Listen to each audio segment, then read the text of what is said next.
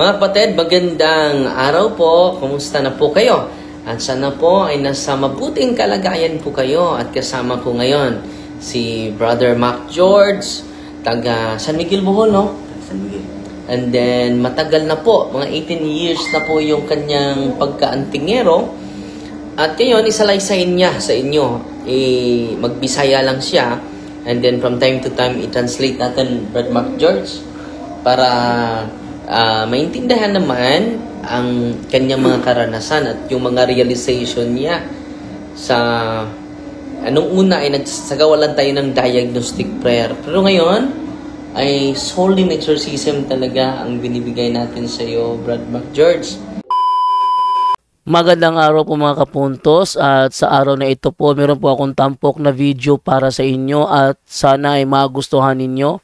Kaya sa mga bago pa po sa aming channel, please po don't forget to hit the subscribe button at ang notification bell para maging notified kayo sa bawat video na ilalabas ko sa channel na ito. At bilang kahilingan po ng punto por punto team at naway maintindihan po ninyo, sana po wag nyo pong i-skip yung mga ads sa aming mga video. Sa maliit na bagay na po na yan, malaking tulong po yan sa ating programa at sa ating ministry. Sana po maunawaan po ninyo. Maraming salamat po, kaya wag na po natin patagalin. Simulan na po natin.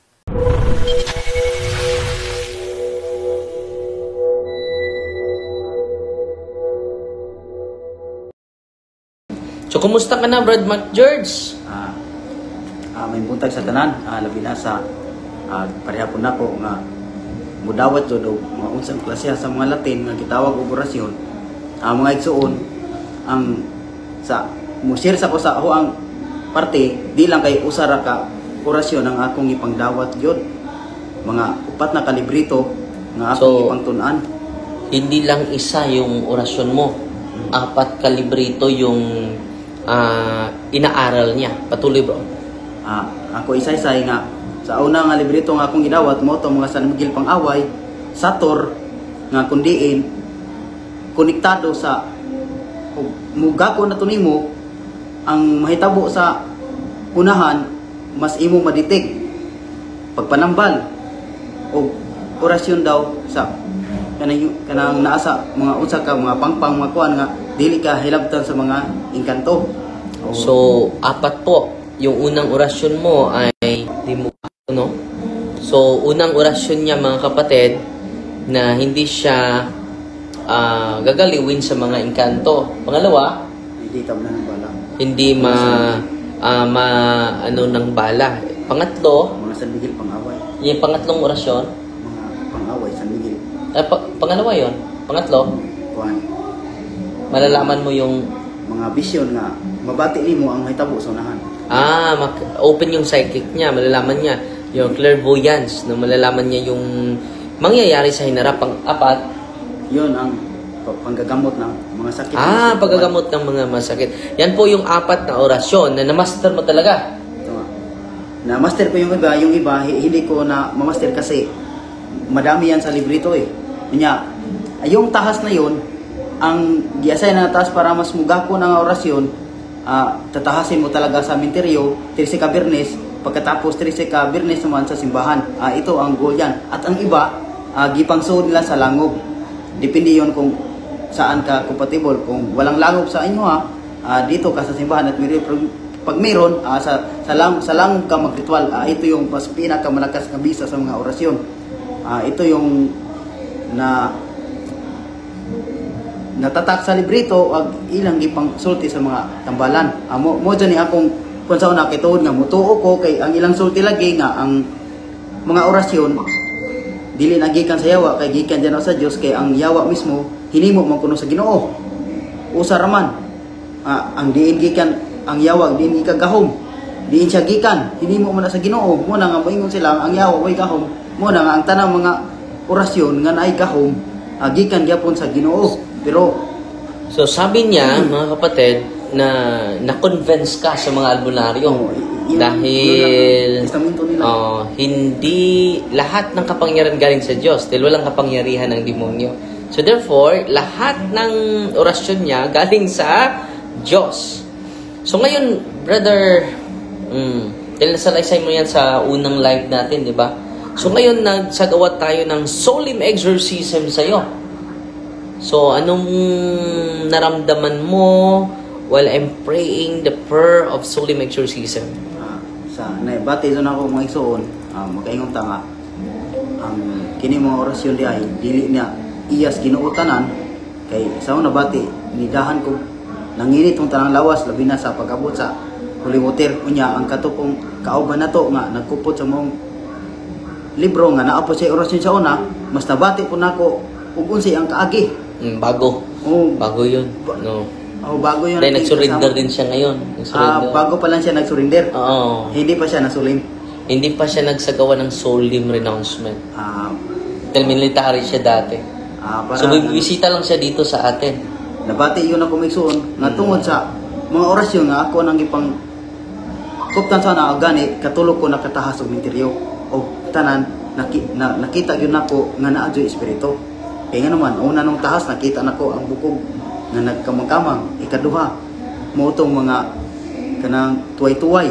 O sa tawag sa Tagalog, ano pa din? Pero nasalaysay mo na yan nung una. Pero ngayon, bro, yung naramdaman mo lang during solemn exorcism. Naramdaman ngayon. Yung experience mo. Nanginginit yung buong katawan ko. Pagkatapos, yung kasama namin, ipagawas ganito, kay wa pa to sila masulim, kay nabati nga nidahan noon ang bisita lang yun. Yung bisita natin, mas nidahan noon ng gibati. Kay tungod nga, naman na sa vision po sa orasyon. Kunya, mas-sense mo. Na-sense ko talaga.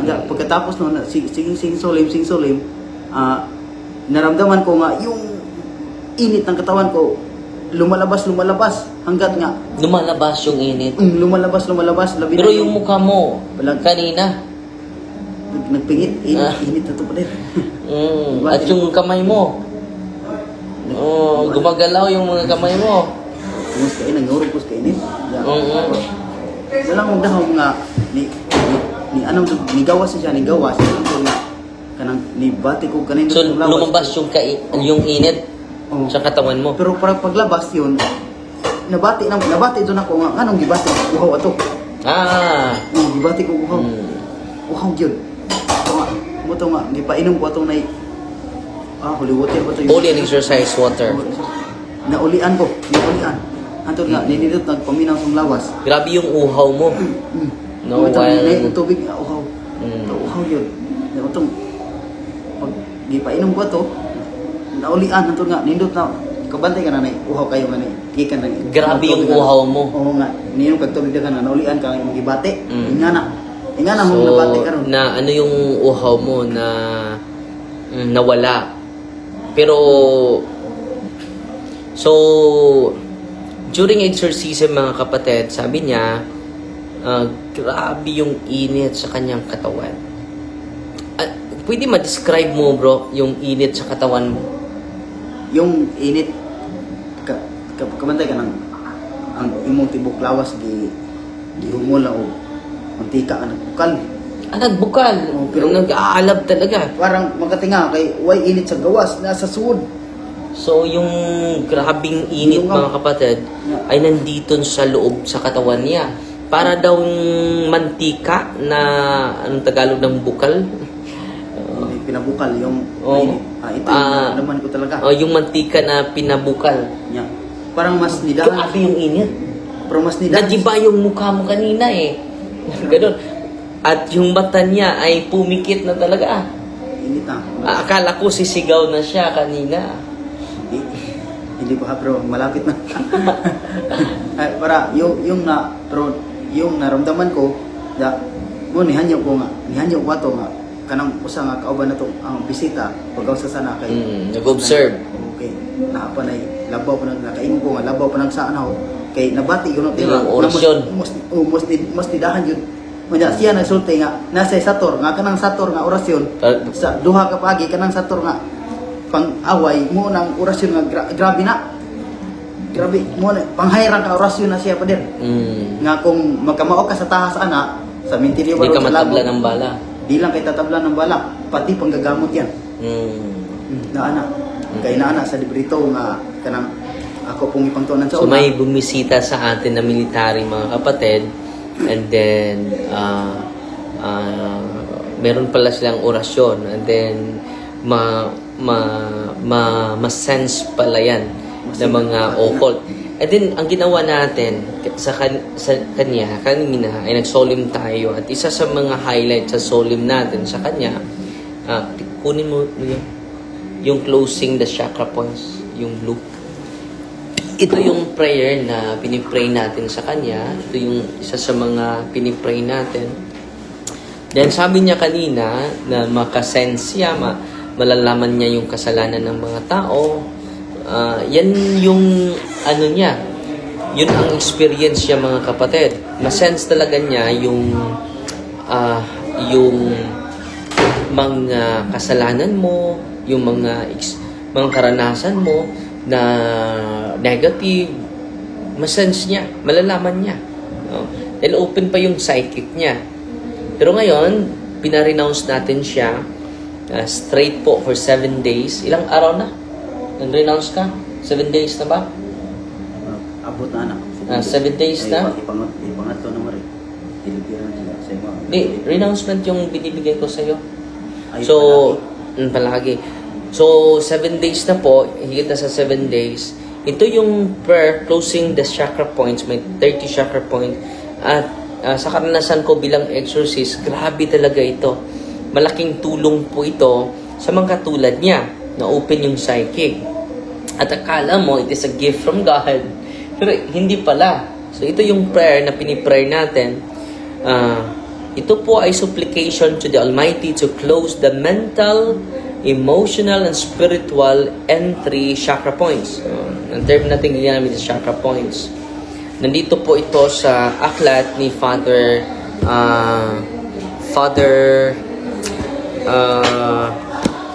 Winston Cabading. Ito yung pinipray ko kanina sa'yo na dubli yung reaction mo. No? And then, dahil open pa yung psychic mo pero sabi mo ngayon ay dandahan na wala. Pero nandyan pa yan. So, ngayon, ginawa natin yung solemn closing the chakras, chakra points mo. Pwede mo tara sa akin. Hindi ka na magyabot ng psychic na nagsubay mo na. Hindi pa tayo nag-pray sa closing the chakra. Ngayon lang tayo. Dahil hindi pa natin na-close. Hindi pa na-close. Bantay o sa kinabuhian niya. Pero na-feel mo yung mga occult spirits niya. Na-feel ko lang, mas nidahan ang kasakit ng gibati. Doble. Triple. Dito mo na, kuha na ni, kanang di lang kay, kanang, kung sa mga saan niya, naapoy mga orasyon mo din muna kunan kay nibati mo yun ko bro. Di siya naman sa mission ito ang ganihan nga na siya isaktor. Amo dito nga nakon pa na. Pero dahil military siya So, yun mga kapatid, at ginagawa natin yung closing the 30 chakra points niya. At grabe yung kanyang suffering. Grabe yung kanyang struggle mo kanina, di ba? Hindi pa ako nagsimula, gumanon na siya. Nagiba ng iyong mukha mo. Pero yung naramdaman ko, yung tapos, parang bakit yun? Gumaan na ngayon. Gumaan nga. Libati ko kukuhaw bitaw. Libati ko kukuhaw. Kung sa kato nga. Dahil nawala niya yung espiritu na nagbigay sa iyo ng kapangyarihan. No? Pero ngayon, patuloy pa tayong mag-series dahil bibigyan pa natin si brother ng solemn, patuloy pa tayo mag-solemn prayer sa kanya. Hindi siya katulad ng iba na nawala. Pero grabe yung reaksyon. After sa deliverance, maraming exorcism, maraming paso sa loob ng kanyang sa loob ng kanyang katawan. So ito yung para magbigyan natin background yung mga kapatid natin. Ito yung prayer, isa sa mga prayer na pinipray natin. Itong closing the chakra points by Father Winston Cabading. Ito yung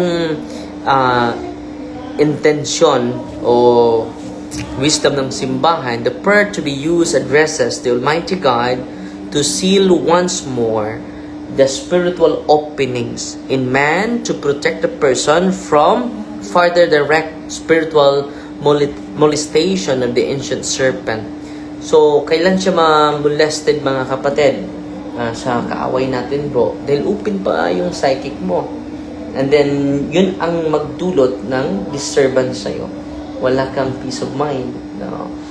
So, yan. At ito yung... Pero, alam nyo, sa sharing ni bro, na malaki na yung hindi na na iba na. Pero ngayon, first time lang, nagsagawa tayo ng closing na chakra points. The 30 chakra points ni kapatid na Mac Jord. Pero, hingal na hingal siya kanina. Nahirapan. Di ba? Nahirapan ka kanina maghinga, di ba? Oh, kakapoy yung pagod niya kanina, nakikita natin. So ito po, no, grabe yung prayer ng simbahan. After the prayer of supplication, the exorcism of the evil spirits that guard the openings. I-exercise natin, bro. Yung mga nakagwardya sa mga openings mo. May 30 chakra points ang bawat parte natin. Kung may mga demonyo sa mga chakra points na nakaguard, nakabantay, ito po, no? Exorcism of the evil spirit that guards the openings, preventing them from closing. Dahil gusto nila, so doon nag-react, bro. Dahil hindi nila gusto na ma-close, no? So 30 chakra points, yung ulo niya, yung mga senses niya, mga joint niya, lalagyan ng holy and exorcise oil, and then meron yang oil of catechumurums, holy chrism oil. So i-mix natin. Meron ding oil for the sick. I-mix natin yan at i-cross sa mga chakra points ng mga pasyente.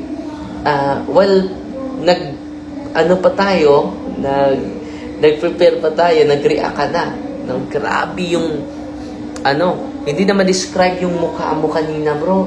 Kasi nadukang ko itong nagunit sa libro nga, nabati na po na ako. Yung bisita natin. Yung bisita natin nga. Na-sense mo. Nasintandaan mo itong... Hindi pa siya naka-renounce. Pinaprocess na natin siya, bro. So, dito mga kapatid, bakit niya na-sense yun? Dahil meron pang mga demonyo na naka-guard sa chakra points mo. So, ito ang first time nagsagawa tayo ng solim. So, nung una, hindi tayo nag-solim nun. Nagsagawa pa tayo ng diagnostic prayer. Sa diagnostic prayer, grabe na yung reaction niya. Grabe yung paso mo sa loob ng kanyang, sa loob pa ng kanyang katawan. So, ito yung intention, ito yung objective sa closing the chakra points. Katulad ng kapatid natin, alam niya na albularyo yung tao, di ba? Malalaman mo kahit hindi kayo kilala. Kahit may kinaya siya nga bangis bitaw, mabati doon ako na. Pero yung mga albularyo, kahit hindi kayo kilala, mas sense mo na ito siya. Di malikayan, masin sa pader. Ikatong sa una nga, wako ko surrender. Bisan, may padong pala na. Albularyo ito. Ang mabati ni mga sign, nga tinaw na espiritu yung mga orasyon, mabagting na katulong, mabati kag bagting. Ito, oy na, di, albularyo nga bisita na. Nalalaman pero mo. ordinary yung tao, di ka kabati. Walang bagting. Labi na ka ng mga tao bitaw nga nagatiman sila mga sala bitaw kasi kumpisal nga na. Kahit di mo hindi mangumpisal. Pero bisa nung umpisal pa din basta kana bitaw mortal sins iyang gimo. Wa siya masulib renounce nga na. Bati gyapon nga pili gyapon. Na sense mo. Masense gyapon na usay karasanan na niya. Labi na kanang giingon na to nga bisan ginagmay nga sala wa niya likay bitaw. Na-sense mo din. Masense, mabati so, ko nga din. Yun mga kapatid, ma-sense niya yung mga venial sins, pati lalo-lalo na yung mortal sins. Masamot na. So, yan mga kapatid, yan po ang open yung psychic abilities niya. So, yung prayer, bago natin pimi-pray sa kanya, grabe na yung reaction niya. Nawala na siya. Parang hindi na siya mapakali. Conscious naman siya, pero hindi siya makapakali. So, mo pa nga kanang kuan mo kanang mag-exercise na yung mga taong ay kumpisal di do kadulon. Yes. Okay na tinuod mo sunod na. Kung pabantay ito ni sa day nga. Mo to ingon na. Pero nakakumpisal na siya. Yung occult niya ay hindi pa na renounce. Nakakumpisal na siya. So, yung occult lang hindi na solemn renounce. Yun lang ang kulang sa kanya. Wa mo koy kumuto nang gisulti sa kauban na wa kay kumpisal na kay occult. Ang muso tugan ang yawa nga makasata ta wa koy kumutuan na karon ako nakatuo. Wa ko ka kuan ba karon ako nakakuan nga mismo ako ba dud nakatunog. Da. Tang naingon na to nga. Usa bati mo dud da. Pero ang gika lipay na ron nga ang kainit sa lawas ug katong nibati ko nawala na. Nigawas yun na kanang nibati ko tumong uhaw. Kay painom ba tong kan naulian nindot ang paminaw may lang sunod. So ano yung advice mo bro sa mga katulad mo na nakatulong ng mga tao, nakapagaling din, and then meron ding orasyon na minamana at tinuturo sa mga kasama natin? Ako ang advice nila na mo padeliveran sila, mo pasulin, mo duol sa mga pare kay tinuod sikat sila, makuan sila kay nakatabang. Pero kung sige ka na sa demonyo na ang imong kalag mo iluoy ana kay lagmit na madala ay ginikamatay na to. May pirno mo tana istayla kay di man na iyas Ginoo. Mo na akong panawagan siguro tanan, bro, nga hindi din hindi pa nila alam no. Kung So kung alam nila, nagpapatuloy sila, mananagot sila sa Panginoon. Pero tayo ay nagdasal na ma-enlighten sila bro. At yung mensahe niya mga kapatid, dapat mag-surrender and then magsagawa ng magpa-process dito sa tinasanslate natin yung kanyang sinasabi, magpa-process dito sa office. Wala namang bayad dito bro. No? Yung processing natin, libre naman.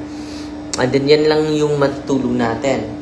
Dahil si Bro MacJord ay nagsasuffer talaga during renouncement, during diagnostic prayer, and during solemn exorcism bro. Grabe yung suffering mo. ay ako magdahon mo to pa din.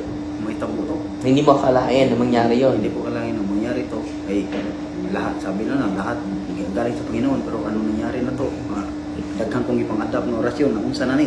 Mga kaigsunan nga kamo nga naamoy mga orasyon aron nga mas may baw ninyo aron nga kamo mismo makabati makibaw mas maayo pa imo padeliverance ta isurrender na to na aron nga kamo na mismo makahukom sa gulingon sa atong ipangkuptan ug unsa na og di na gikan kay aron sa ingon nga mas safety ang atong lawas ug atong kalag kay dili mo minaw ani og indo ni palabyon wa na rabay replay ni adto sa kaduhang kinabuhi o wa ta kay bawog asad ni paingnan mo na nga samtang nga buhi pa ta nga katong mga tao nga hilig jud sa mga orasyon nga mutuog yon mas madri ato nang ituki pinagi sa pagsulim duol sa mga pare pagliliberan sa aron sa ingon nga kita mismo na makaibaw ta nga og diin agikan og angayan ba na nga atong itunhay og dili mora po tayo ang ikapaabot nyo tanan. Okay. So gusto ni brother, ngayon lang niya na pagkanto, nagrabe talaga, no? Na-realize na hindi talaga, noong una, hindi pa siya convinced sa mga katikism. Pero ngayon, nagsagawa tayo ng diagnostic prayer, ilang porsyento na na-convince ka, hindi sa Diyos yun. Buok na yun pa rin. Tibuok. From 100% na Diyos na-convince.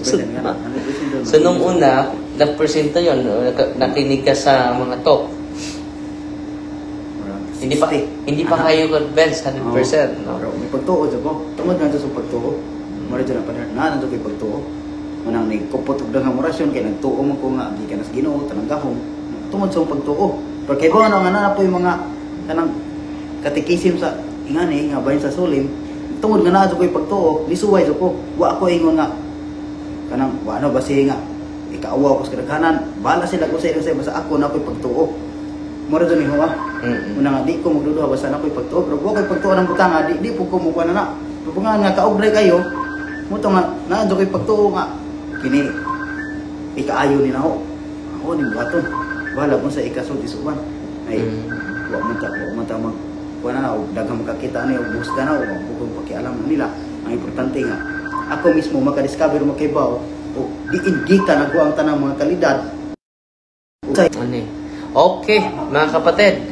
So, summarize lang natin yung sinasabi ni Brother Brother MacJord na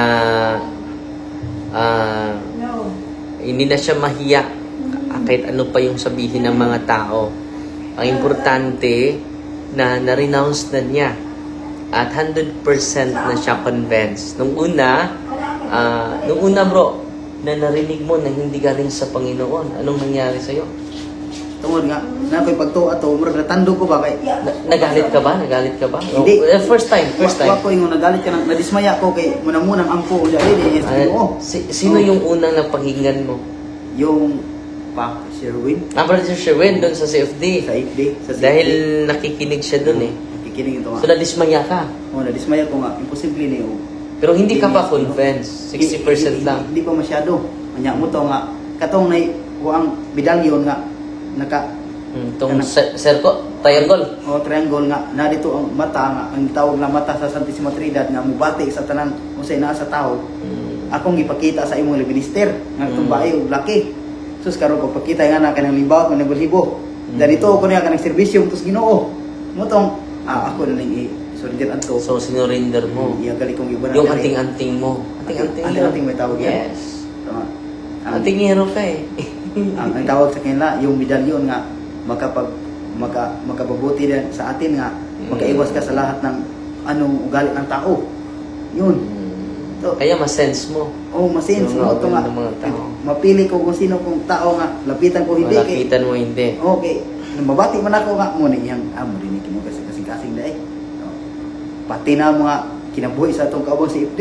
So, malalaman kung anang ipakumpisan dito. Dito mo sila nga. Tinuuna bro nga. Ingana ko sa unang. Wala mo kumpisan. So, parang nakapagbit.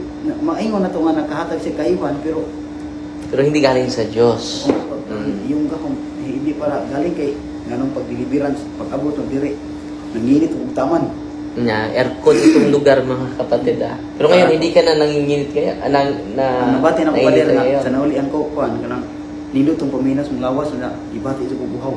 And then ngayon kanina mabigat ba yung pakiramdam mo magaan kanina before exorcism? Mabigat kasi nabati ang kun nako nga daghan ng mga tawo nga nabot dire nga kanang tunay sa mong sala bitaw. Nabati na ko nga wa jud sila ingon nga naginusol mong gali pero maingon to ilang ginusol tapawra. Naginusol sila kay hadok sila ihog sa impierno. Parang makitong totoo kay pagditing dito. Anak pa nga na pero makaingon ko ta nga mo po'y makaangin sa pagpakasala na kay judge na ka. Maka-judge naman ka. Ito nga. Pero nakikinig siya kanina dun sa labas, no? Sa katekisa. Kung pareha pa ko sa uban nga magkabaw nga na ang uban kay panapi baya ako di lang ko kay kanang nakaibaw man ko nga diin gikan sa Ginoo ni Goma ako ning ampingan ako ko magdahom day nga galing sa demonyo yun pala to dahil nag-react ka eh no? Pati ako nag-react makaingon ako sa hay nga sa katong una nga mura no parinti sa yawa ani tinuod pa din kato lang dito sa inyo na katong kauban nimo nga ang gisay-sayang nga mo nang tawanan ni ingon sa tinuod na bro mo na yung kinaya. So nga nung makibaw, mas-sense man mo bro nga unsay kinaiya og sa anak. So pagkita sa mong medalyon kay ningom sa iyaw na siyawa bro. Nahog mo parente siyawa bro. Wa na po ko masuko kay nito mo ko nga kini ko aning masurinder, ko aning kuntanan, iha na ko maka-prove ani. O karon naka-prove jud ko nga ang nag-guide ato naggikan sa yawa dito. So sinurinder mo na lahat. Baka meron ka pang natira diyan. Wala na pa din yung holy octave nga pinakita ko sa iyo nga hindi mo nabigay sa iyo na to. So lahat na sinurrendernan mo. Pero sa wa po sa bago na tong surrender sa pa ko gagisuling baya ang naitabo baya nako kay daghan ko mga damgo. Ambot nga nung pagdamgohon ko mga patay mga mentiryo nga nagkutkut ko mga patay. Yun ang mga orasyon mo galing dun eh. So patuloy pa tayong magsama sa iyo bro until hindi ka na mapasok sa prayer of exorcism. Hindi yung katapusan, Father. Hindi pa, nagsimula pa tayo, no? Hanggang hindi ka na mag-react, okay? And then, sa sunod na araw, bibigyan ka ng process of disappropriation. So, wala ko ikaw, Father.